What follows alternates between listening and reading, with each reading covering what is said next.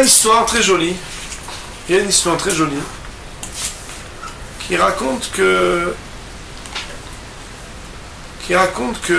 dans la vie, les amis, ça n'a pas de prix. C'est une histoire que j'aime bien raconter aux enfants. C'est l'histoire, peut-être vous la connaissez, mais je l'ai rarement racontée ici. Je raconte plus aux enfants. C'est l'histoire d'un monsieur qui a fait fortune. Et puis il a fait fortune, et puis il avait 100 pièces. 100 pièces, c'est beaucoup d'argent. Il s'est dit, tant que j'ai beaucoup d'argent, je vais promettre à mes enfants un petit plan d'épargne. J'ai 10 enfants, chacun 100 pièces. Comme ça, ils vont pouvoir, on ne sait pas ce qui peut arriver, ils vont pouvoir investir, faire un petit business, acheter un petit bien, un petit quelque chose. Le problème, c'est que, bon, il a bloqué cet argent, et puis, il a promis, mais les affaires marchent mal. Il a dû vendre son commerce, et puis malheureusement, même sa santé, ça va pas très bien. Et donc, il réunit ses enfants, passe les détails, et il dit, voilà, écoutez les enfants, voilà, chacun a ses 100 pièces, sauf toi, il faut que tu viennes me voir, il faut qu'on discute. Puis son petit Benjamin lui dit, voilà, écoute, toi, tu sais qu'on est très proche, t'es mon petit dernier, donc, comme j'étais malade, j'ai pioché. Au début, j'ai dû prendre 50, et puis, dernièrement, avec les petits poulimes, les soins que j'ai dû avoir, j'ai dû prendre encore 20, et il reste 30 pièces. Mais je sais que tu m'en veux pas, parce que t'es mon petit dernier, et qu'on a un lien. Et le petit, bien sûr, il s'est dit intérieurement, écoute, il a dit à son père, papa, il n'y a pas de problème, mais intérieurement, quand même, les autres, je vais un peu galérer. Il a dit, mais toi, tu sais, je veux te dire, j'ai quand même quelque chose pour toi, que je vais te donner mes 10 amis. 10 amis.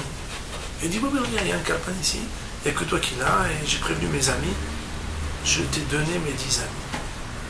Et n'oublie pas, mon fils, les amis, c'est plus important que tout dans la vie.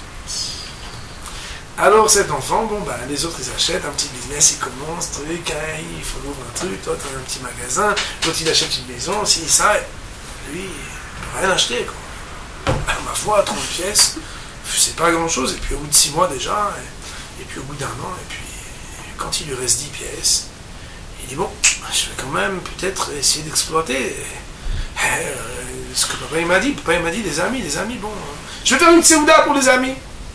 Il prend 7 ou 8 pièces, puis il fait belle séouda, il invite les 10 amis. Et là-bas, il fait beaucoup d'efforts et tout, il dit, voilà, je vous invite, vous êtes les amis de papa, on va faire une séouda. Au moins que, bon, j'ai été jusqu'au bout de ce qu'il m'a dit. Et là, il y a un des amis qui se lève et qui dit, Roy Rabotai, vous savez que notre ami disparu, Zichrono Livracha, était un ami fidèle, généreux, bon, il a choisi que ce soit ce fils-ci qui s'occupe de garder des amis, l'amitié, c'est quelque chose d'important. Et on sait à chacun tout ce qu'il a fait, le père, regardez-moi, je pense que ce jeune homme, on a bien vu qu'il n'a pas beaucoup de moyens, et pourtant il a fait une belle séouda. Moi, je pense qu'il mérite d'être encouragé. Moi, je vais donner 50 pièces à ce jeune garçon pour l'aider à débuter, et que Béhémet, qui veut m'aider? Et c'est là que chacun il lève la main, et que cet enfant il se retrouve avec 500 pièces. Alors, cette histoire de Maassé, elle est une histoire que, aux enfants, on peut raconter facilement. Aux adultes, il faut quand même ajouter un petit pied rouge. C'est quoi le pied rouge? C'est quoi l'explication?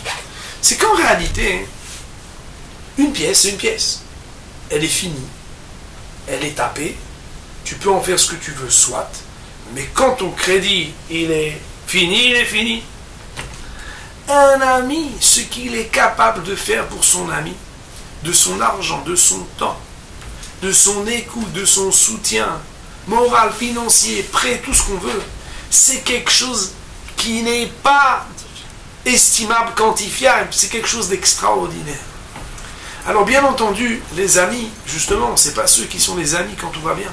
Et d'ailleurs, des fois, on est très très bien d'être amis avec des gens qui sont aisés, qui sont bien dans leur peau, qui sont... Mais en réalité, l'amitié, c'est quelque chose qui s'éprouve et qui se vérifie dans l'épreuve et la difficulté.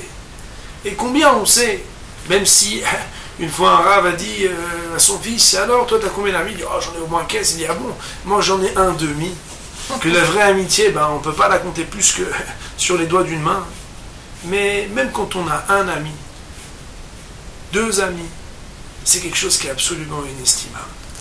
Malheureusement, les gens, ils sont très investis de gagner de l'argent, mais ils ne s'investissent pas assez pour être et pour avoir des vrais amis.